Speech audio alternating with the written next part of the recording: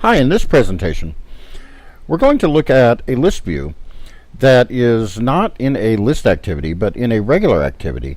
And we're going to access a database and populate the list view via the database. Now, here's our main activity file. And in order to explain some of the things that's going on in here, if I look at my country DB, I can see that this is pretty much the same file I had before. I've got DB version 1.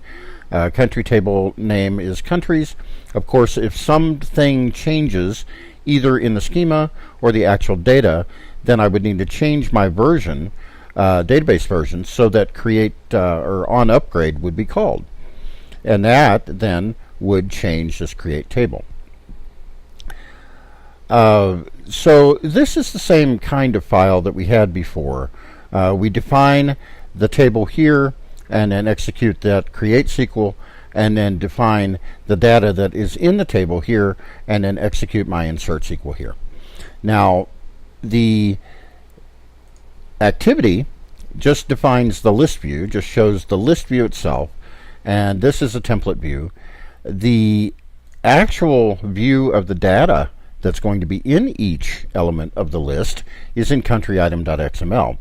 And here we can see that I have a label population, and then there's a text field here, and then area, text field, and square miles. Actually, there are two text fields here, one for the area, one for square miles, and then the final square miles prompt.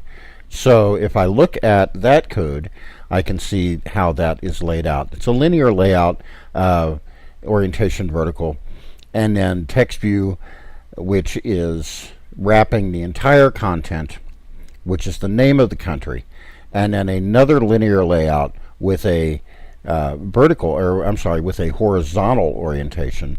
We know that the orientation is horizontal if we don't specify it. And then my text views for the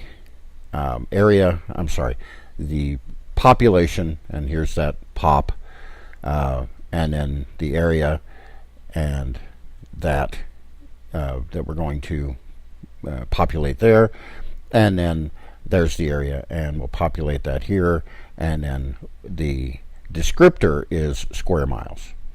Okay, so now back to the main activity, and let's see how all this happens. We can see that main activity is extending activity rather than list activity. So here's our country DB, and we've called it country database and set it to null. We have a cursor, which is the countries, and we've set it to null. And then the list view I'm calling LB countries, and we've also set it to null, because all of these are we're going to initialize or instantiate actually in onCreate. So after we've got our layout activity main, we want our database helper. So the first thing we need to do is set up a null cursor factory. Now, we're not really using the cursor factory, but we do need to pass it into the constructor of our database open helper. So even if we pass null, it's going to work. We just need a parameter to pass in for that factory parameter. So now we set up our country database as a new country DB with this context, the name country DB, and then factory. Now, we need a couple of arrays. We need an array of column names. So we set those up as name, pop, area, and and then the fourth one is the base columns.id. This is the ID field for each row of the database. And then we've got that column names. This is where we're going to get the data. We also need an array of IDs as to where we're going to put the data. So these are in our country item XML, and it's rid.textName, textPop, and text area, and these are in the country item.xml file. LB countries is a list view, and we just find that view so that we can finally, when we create our cursor adapter and set it for this and set the cursor adapter, we can set it for LB countries, which will be the list view. And so the list view will be the cursor adapter. We'll have the cursor adapter that matches our column names where the data is coming from and the IDs where the data is going to. Here we set up our database by getting a readable database out of our SQLite Open Helper, and then we query. And what we want is all the data from all the rows. So we query the countries table with the column names array, and then there is no where clause arguments, no having, no group by, and so forth and so on. Then the adapter is matched. So all of this work has been in preparation to set up this adapter. And we're using a simple cursor adapter.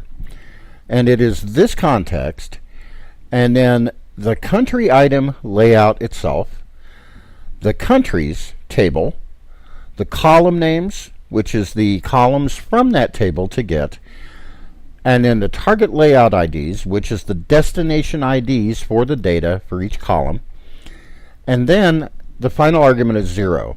The old version of Simple Cursor Adapter did not have this final argument, but that version is deprecated. This is a flags parameter, this 0. For now, just put it in here. Normally, we don't put any flags here at all. There are a couple of different arguments for it, but just assume 0 for now. You can always look up the Simple Cursor Adapter documentation. Finally, we set the adapter to adapter for that list view, and we're done. Now, that will display our country database information inside this activities list view. In on pause, we want to make sure we close the country database. This is very important. If we don't close it, we could have a handle out to it, or we could leak memory for the object that is holding this database open even after the application has closed. So let's run this and take a look and see how it works.